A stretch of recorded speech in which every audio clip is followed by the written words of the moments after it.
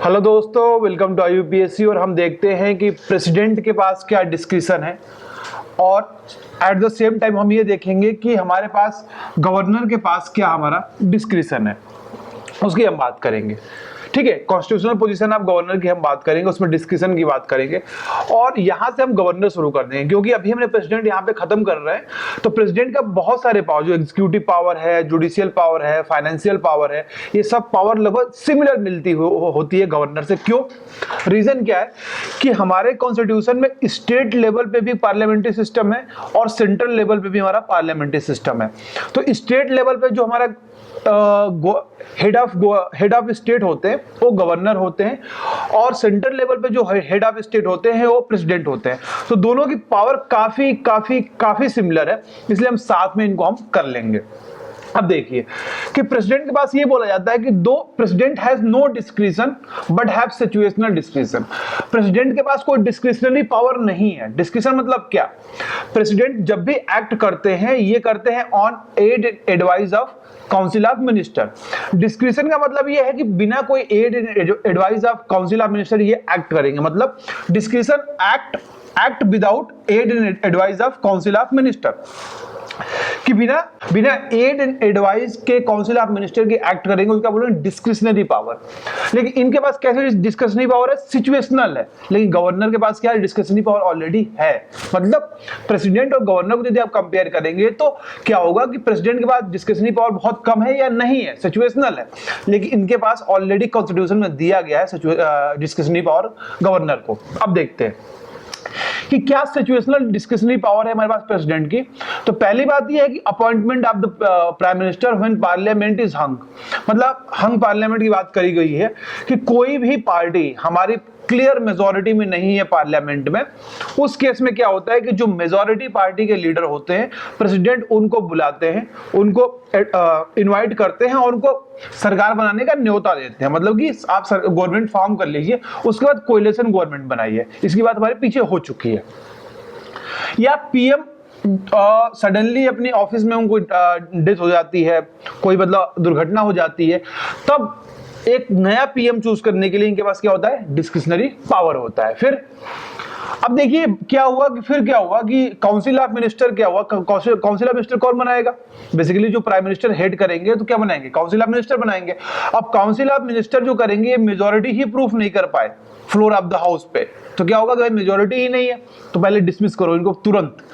अब देखिए यार, काउंसिल ऑफ मिनिस्टर की मेजॉरिटी ही नहीं है, मतलब सरकार ही नहीं है, तो डिसमिस करो। काउंसिल ऑफ मिनिस्टर जो भी इन्होंने शपथ लिए इनको हटाओ, ओके, नया गवर्नमेंट फॉर्म होगी।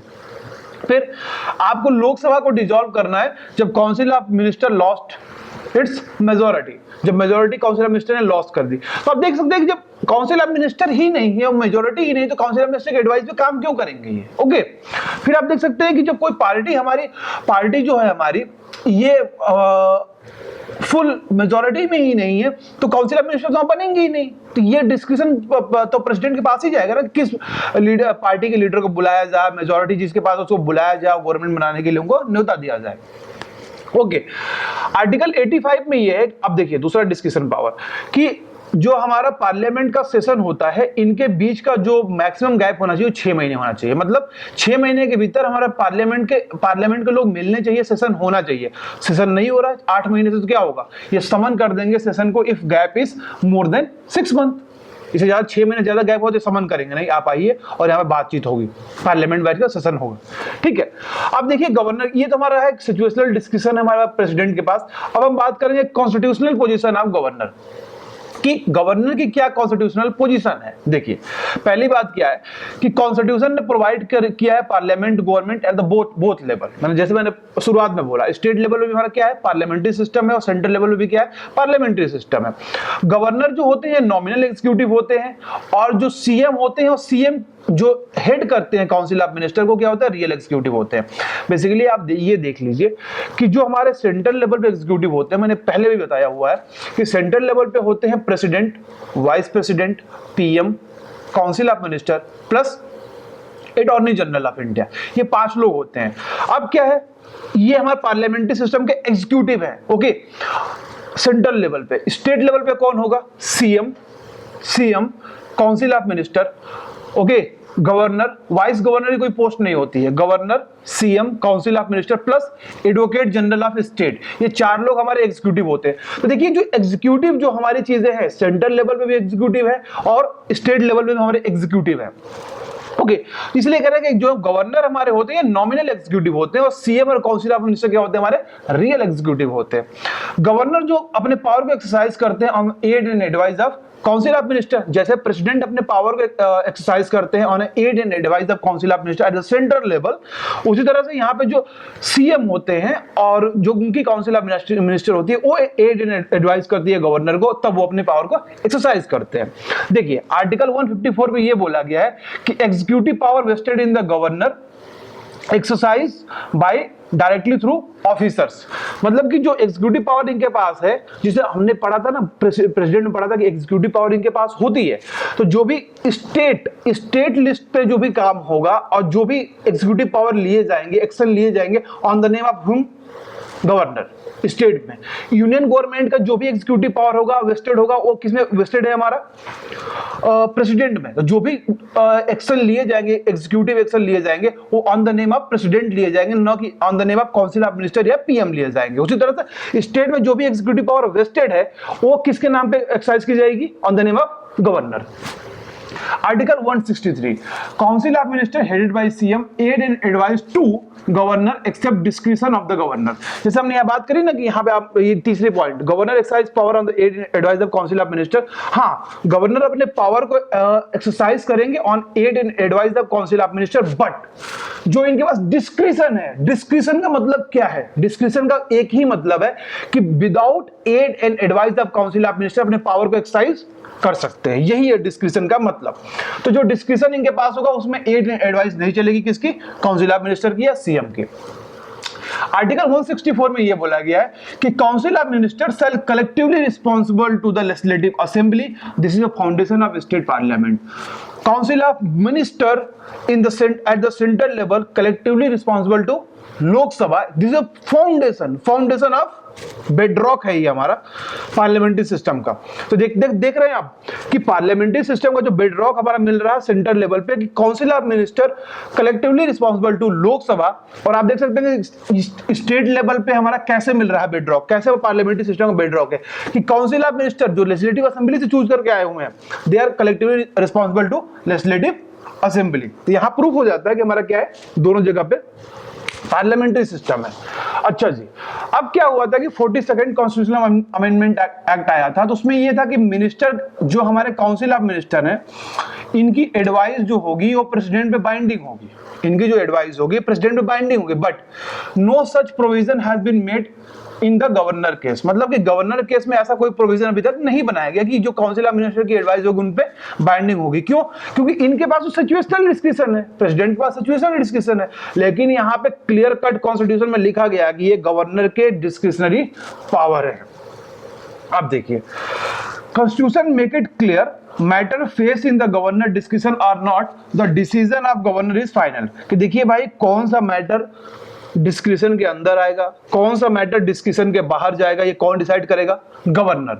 और गवर्नर का जो डिसीजन होगा वो फाइनल होगा कि ये डिस्कशन है, ये डिस्कशन मेरे नहीं आता है, गवर्नर का डिसीजन ये फाइनल होगा। अब देखिए कि क्या डिस्क्रिशनरी पावर है हमारे constitutional discretionary as it is follow जो दिया गया है कि हमारे गवर्नर की क्या डिस्क्रिशनरी पावर है, तो आप देख सकते हैं reserve of bill for the consideration of the president. इसकी बात बहुत बार हो चुकी है पहले कि किसी बिल को लेजिस्लेटिव असेंबली ने हमारे पास करी है इस बिल को, और गवर्नर क्या कर सकते हैं, उसको रिजर्व कर सकते हैं। क्यों? क्योंकि फेडरल सिस्टम में हो सकता है दिक्कत आ रही है उस बिल की वजह से, है ना, हो सकता है फाइनेंशियल इमरजेंसी चल रही हो और उन्हें एक बहुत बड़ा मनी बिल को पास कर रहे हो। ओके, तो इस केस में क्या होता है कि वो बिल को रिजर्व कर सकते हैं for the consideration of president, और प्रेसिडेंट के पास जब ये भेजेंगे तो प्रेसिडेंट क्या बोल सकते हैं कि या तो इनको रिटर्न कर दो लेजिस्लेटिव असेंबली को फिर से इसको रिकंसिडर करने के लिए, उन्होंने फिर एज इट इज पास कर दिया, फिर से प्रेसिडेंट के पास गया, इन्होंने रिजर्व करके फिर प्रेसिडेंट को भेजा, तो क्या होगा, प्रेसिडेंट बोलेंगे कि मेरे पास एब्सोल्यूट वीटो है, मैं पास करना है करना है, नहीं करना नहीं करना। ओके, ये केस में पढ़ चुके हैं प्रेसिडेंट के केस में। Recommendation for the imposition of president rule in the state, कि जो ये रिकमेंडेशन है कि यहाँ पे जो कॉन्स्टिट्यूशनल मशीनरी है स्टेट की ये फेल्योर हो चुकी है, तो हमें क्या लगाना है यहाँ पे प्रेसिडेंट रूल लगाना है। उसके लिए रेकमेंड करना, कौन रेकमेंड करेंगे? गवर्नर रेकमेंड करेंगे। किसको रेकमेंड करेंगे? प्रेसिडेंट को रेकमेंड करेंगे।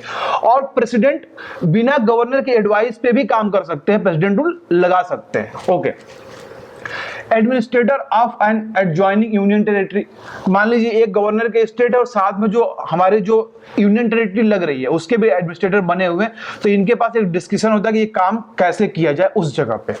उसके बाद देखिए जो हमारे 4 स्टेट है ना, मेघालय, त्रिपुरा, मिजोरम, असम, यहाँ पे क्या है कि बहुत ज्यादा वहां पे नेचुरल रिसोर्सेज है, तो ये डिटरमाइन करेंगे कि कितना amount payable by the government of Assam, Meghalaya, Tripura, Mizoram to autonomous district royalty occur from the licence for mineral exploration. मतलब कि जो मिनरल से पैसा कमाया गया है ऑटोनॉमस डिस्ट्रिक्ट से इन स्टेट्स में, कौन कौन से स्टेट में? जहां पे हमारा ऑटोनॉमस डिस्ट्रिक्ट हुआ है, मेघालय, त्रिपुरा, मिजोरम और असम से। तो जो आपने मिनरल को एक्सप्लोर किया है, जो पैसा गवर्नमेंट के पास आया है, तो कितना पैसा इन डिस्ट्रिक्ट्स को देना है, ये कौन तय करेगा? गवर्नर तय करेंगे। उसके बाद कि कोई भी इंफॉर्मेशन सीख करना है सीएम से रिगार्ड ऑफ एडमिनिस्ट्रेशन कैसा चल रहा है स्टेट का, ओके, और लेजिस्लेटिव मैटर में स्टेट में क्या चल रहा है। जैसे कि हमारे वो नहीं करते, प्रेसिडेंट साहब करते हैं कि लेजिस्लेटिव मैटर में कोई मैटर फंसा हुआ काउंसिल ऑफ मिनिस्टर के पास, तो अपने पास बुला के देखते हैं। उसी तरह से एडमिनिस्ट्रेशन कैसा चल रहा है, तो ये चीज जो हमारे यहाँ पे देख सकते हैं कि एक कॉन्स्टिट्यूशनल डिस्क्रिशनरी पावर है हमारे पास, किसी गवर्नर के पास। तो ये ऑलरेडी आपको डिस्क्राइब्ड है कॉन्स्टिट्यूशन में। ये चीज जो है आपकी, इनका क्या है? सिचुएशनल है, इनका क्या है? क्लियर कट हमारा डिस्क्रिशनरी पावर है गवर्नर के पास। अच्छा, ये तो रहा कि जो क्लियर कट दिया गया है।